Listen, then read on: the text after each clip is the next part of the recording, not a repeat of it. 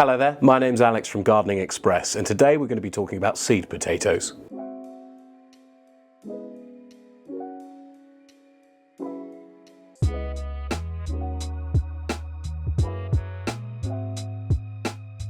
So what are seed potatoes? The seed potatoes are certified disease-free potatoes that are ready to be put into the ground with absolutely no chemicals on them whatsoever.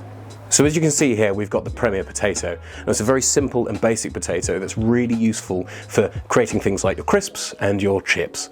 So they're also very hardy, so they're good against the common scab, so they'll do really well. They're resilient and they'll do well in all sorts of ground soils and produce some wonderful potatoes, as you can see here. They come in packs of 10 and they'll yield really nicely for you.